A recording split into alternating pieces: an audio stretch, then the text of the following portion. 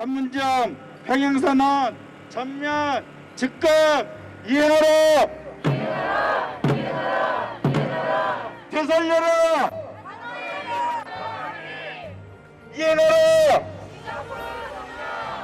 문재인 정부는 판문점 평양선언을 즉각 전면 이행하라. 정전협정 체결 67주년을 맞아 한반도 평화협정 체결을 위해 드리는 우리의 구원. 오늘 우리는 판문점 평양선언이 사문화되어 버릴지도 모른다는 위기감에 한반도가 또다시 극한 대결 상태로 되돌아갈 수도 있다는, 그래서 67년이나 지속된 정전체제가 다시 세대를 넘어 계속될지도 모른다는 절박한 심정을 안고 이 자리에 섰다. 도대체 우리 민족이 2차 대전 이래로 그 전례를 찾기 어려울 정도로 가장 오래되고 첨예한 대결로 점철된 정전체제에서 벗어나지 못한 이유가 어디에 있는가? 우리 민족이 대결과 전쟁을 좋아하기 때문인가? 아니다. 결코 아니다.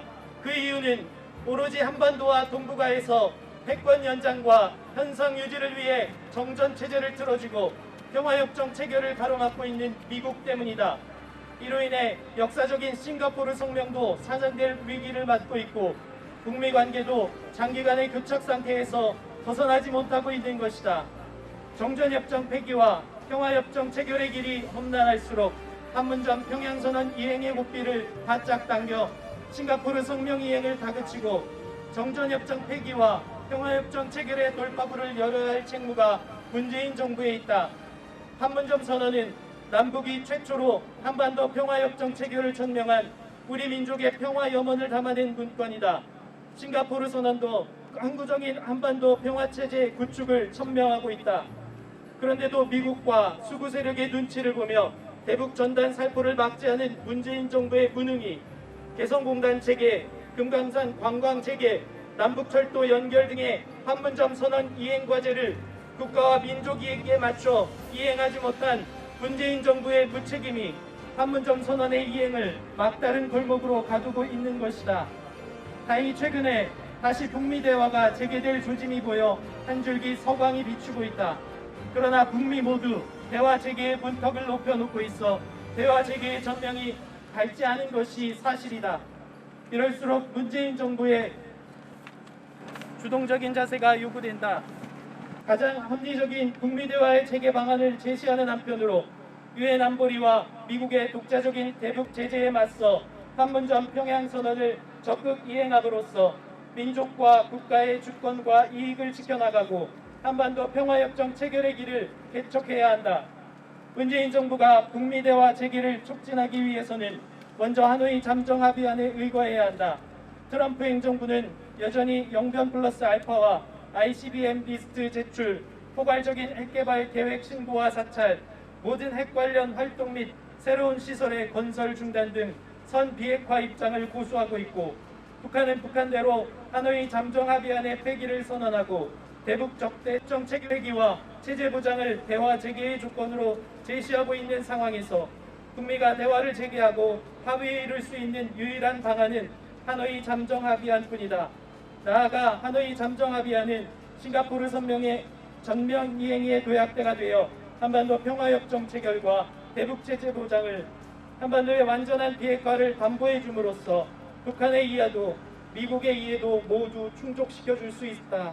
문재인 정부의 대미 중재안은 영변 플러스 알파로 미국 쪽에 치우쳐 있어 북한의 호응을 끌어내지 못할 뿐더러 북한의 호응이 없는 조건에서 미국도 대화에 나서지 않을 것이다. 이에 우리는 문재인 정부가 하노이 잠정합의안 되살리기에 전력을 기울이길 바란다. 다음으로 문재인 정부는 개성공단 금강산 관광 재개와 남북철도 연결로 판문점 평양선언을 전면 이행함으로써 남북대화 복원은 물론 북미대화도 재개시켜야 한다. 남북협력은 본디 민족 내부의 일도 우리 민족과 국가의 본연의 권리에 속하는 사안이다. 판문점 평양선언 전면 이행이 유엔 안보리와 미국의 제재를 무력화함으로써 당장은 미국의 반발과 이에 따른 보복을 감수해야 할 것이다. 그러나 이는 단계적이고 제한적인 것이다. 판문점 평양선언의 전면 이행을 통한 남북 교류 협력과 한반도 평화 번영, 통일의 편익은 장기적이고 전면적인 것이다. 무엇보다도 판문점 평양선언 전면 이행으로 한반도 평화가 넘쳐나면 한미 동맹과 정전협정은 철자리를 잇고 미국의 대북 제재와 남한에 대한 제재도 시대착오적인 것이 될 것이다. 이렇게 되면 미국도 일본도 평화와 번영, 통일의 한반도에 동승하기 위해 앞을 다툴 것이며 제재보다는 수다처 물세게 동분서주할 것이다. 그런데도 이인영 통일부 장관 후보자가 국회 청문회에서 먹는 거, 아픈 거, 죽기 전에 보고 싶은 거와 같은 인도적 교류협력 영역은 한미 워킹그룹에서 얘기하지 않고 독자적으로 판단해 정책을 추진하겠다고 한 발언은 남북 교류협력을 인도적 분야로 한정하고 전면적인 남북 교류협력에는 나서지 않겠다는, 여전히 미국의 제재의 테란에서 움직이겠다는 뜻이어서 실로 우려하지 않을 수 없다.